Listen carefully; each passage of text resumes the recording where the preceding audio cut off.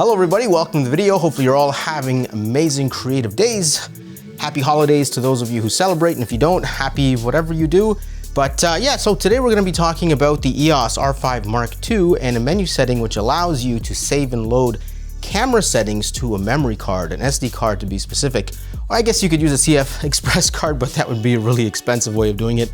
But yeah, so you have custom 1, 2, and 3 for photo mode and video mode, but if you want to save something beyond that, like let's say wedding settings or portrait settings, landscape settings, or slow-mo video settings, and you want to recall that and load it back up onto your camera, you can do that with this setting. Also, if you get a second shooter who has the same camera as you, or you have to borrow a camera, get a loaner or whatever, you can take your settings from your camera and upload them into the new camera, and you won't have to bumble through the menu trying to set up your camera and make it exactly like the one you already had. So that's pretty cool. That's what we're going to talk about today. And also, for those of you interested, we are filming this whole video here with the DJI Pocket 3 and using the DJI Mic 2 with the lavalier attachment. So I just want to test this out and see if I can actually film a whole YouTube video with this DJI Pocket 3, and maybe I won't have to film with one of these big guys. But anyway, let's get into the tutorial. So you're probably thinking, why do I even need to save my settings to a card? Like, what purpose does it even serve? Because I'm a professional. I mean, if you're shooting with an R5 Mark II, chances are you're professional and you're like, well, I got shutter speed, ISO, and aperture. What else do I need? That's all I work with. So here's a scenario, right? You're shooting a wedding, for example, and you have your settings set so that you can't drop your shutter speed below 1/25th of a second. Anything slower than that and you risk the chance of getting blurry shots. So a wedding setting, for example, maybe you limit your shutter speed so it can't drop below 1/25th of a second. You limit your ISO so it can't go beyond, let's say, 3200. And that's your wedding photography settings.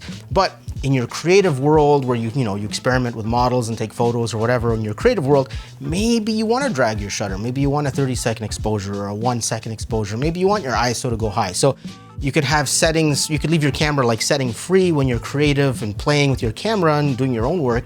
But when you shoot a wedding, you have specific settings for weddings. So that's the benefit, that you can save these settings to a card and name them, and then pop it into your camera whenever you need it. So that for me anyway, that's kind of huge, because I know when I upload my wedding photography settings, I'm set, I'm good to go. I don't have to worry about like, hey, did I change that setting? Do I have to double check this setting? What about this? What about that? So it just gives me peace of mind knowing that it's all there. And the second benefit to saving your settings to a card, we'll do this without the wide angle filter just to get a different perspective. And the other benefit is the fact that, let's say something happens to your camera and you got to go get a loaner, or you got to borrow a camera. You can take your settings and pop it into your new camera, and there you go. Now, a couple things I want to note here is that this feature is only on the R5 and up. So you got the R5, R5 Mark II, R5C, R3, R1. I don't think you get these features on anything lower than the R5, like the R6 Mark II, R6 Mark III. I think that's still rumored, but I don't think you get those settings on those cameras. And I don't know why, it kind of annoys me. Canon, it's just firmware, it's ones and zeros, it's programming, put it on all your cameras. Like, come on, people are spending good money on their cameras, even if it's not an R5 Mark II. The other cameras are still expensive and people should have access to all the features. So yeah, and the other thing I don't know, and I don't want to test it, is if these settings are backwards compatible. Like, can I take my R5 settings and plug them into my R5 Mark II and vice versa? I don't know, and I certainly don't want to test it out because I don't want to mess up the firmware or mess something up in the camera.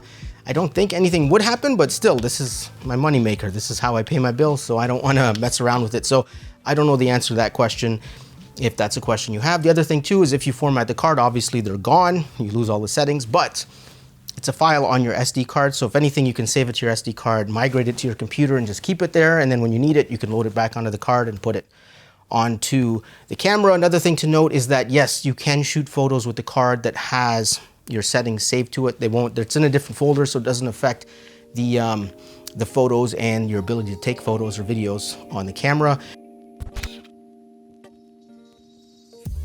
All right, so now let's go through the settings and I'll show you how to save and load camera settings from your card. And my apologies, there is a band rehearsing in the studio next door, so you may hear some bass guitar. I don't know how this DJI lavalier mic cuts out background sound, but if you hear bass guitar, that's what's going on. All right, so let's jump into the menu here. We're going to yellow tab, page 5 of 6, and you'll find a little setting there called Save Load Cam Settings from Card. Pretty self-explanatory, so just click on that. And then you have an option to save to card or load from card. So if you want to save it to card, you click on it, and if you just hit OK to save the card, the camera's going to give it a generic name and save that generic name into the card. So in this case, camset01.csd. But if you want to customize your name, click on the info button and you can customize the name. Now, the one thing to keep in mind is when you're creating a name, you only have a limit of 8 characters. And you have to use 8 characters and you can't use more than 8 characters, which is silly. So if your name is shorter than 8 characters, throw some underscores in at the back. So I don't get it. It's like, it's 2024, almost 2025, and Canon's technology won't let you use more than 8 characters in a name, which is, I mean, to be honest, is crazy. I mean, anyway, Canon is so far behind here. Any case, save your settings. In this case, I'm gonna do weddings underscore and save that to card, hit OK. And there we go. Now it is saved to card. Pretty easy, and you can save all the settings you want. There's no limit to how many settings you can save to a card. All right, so now let's talk about how to load the settings from the card back onto the camera. Save and load cam settings on card. Click on that. Click on load from card. Select the setting you want to load. Hit the set button, then hit OK, and those settings will now load onto the camera. Now, one thing I'll suggest here is that go back into your menu setting, select custom shooting modes, and then register the setting that you just uploaded to C1, C2, C3. So now you have it saved to one of your custom functions. So if you fiddle with your settings and change something, you can go to C1 or C2 or whatever the case may be and just have your settings reset again. So that's a little tip and trick for saving stuff from your card to your camera and then setting it as one of your C1, C2, 3, C3 settings. All right, there you go. Now you know. All right, so here's a little complaint I have with Canon, but not just Canon, all camera manufacturers. But before we get into that, here's a little wide angle adapter. There we go. So now we're wider with a lot of distortion apparently. Okay, so here's my complaint. Memory is cheap these days. You know what I mean? Like, you can get NAND memory and put it in the camera and it's very cheap. Why do we only have custom function 1, 2, and 3, 4, 5, or 1, 2, and 3 for photo mode, 1, 2, and 3 for video mode? Why can't there be 10 custom functions? I mean, memory is cheap. These are electronics. Like, we think of these things as cameras, and yeah, okay, you take pictures, they're cameras, but there's nothing different between this and an iPhone. It's just electronics, it's programming, you know, it's circuit boards, chips, you know, firmware, operating systems, like whatever you want to call it, it's the same thing. So why can't we have more functionality with these cameras? It just bothers me. Like, we should be able to have 10 custom functions that we could save in camera and recall whenever we want. We should also have the ability to put presets in here. We should have the ability to create LUTs and then upload LUTs into the camera. I mean, who was it? I think it was Lumix that just did this with one of their S cameras, a recent camera that they came out with, and it's just like, why don't all camera manufacturers do that? Fuji's been doing it for years with their film simulations. So why can't we have film simulations in a Canon camera? Why can't we want to create this look, that preset? I know you have your picture styles, but that's just such an outdated and useless form of adjusting your photos. Why can't we have a more robust way of, like, I want to add grain, I want to add this color tone, I want to add that color tone, I want to create this film look, I want to import this LUT from my computer into the camera, and I want to be able to shoot a JPEG right out of camera that's already pre-edited and looks good. Why can't, like, you know what I mean? Like, memory's cheap these days, and these are just pieces of electronics. So that's my rant. I wish camera companies would give us more features in the camera because, I mean, honestly, this is an R5 Mark II, and in terms of like photography development, if we go all the way back to the EOS R or 5D Mark IV, 5D Mark III, there hasn't been much innovation on the photography side. So it'd be cool to get more features if the camera companies are stuck on innovation. All right, so before I end this video, I just have one question for you guys, for subscribers, for everyone watching this.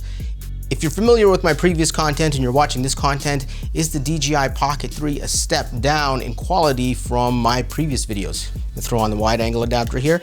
Can you see, is there a difference? Like, does it look noticeably worse? Is it bad compared to my other videos? Because obviously I'm filming with an R5 and I have better quality sensor. You know, should look better, but how does the DJI Pocket 3 compare? Let me know in the comments down below. I'd really appreciate it. And if you guys give it a thumbs up, if you like this kind of look, then it makes my life easier because this thing is so easy to just set up, hit the record button and go, and I don't have to set up my little production kit.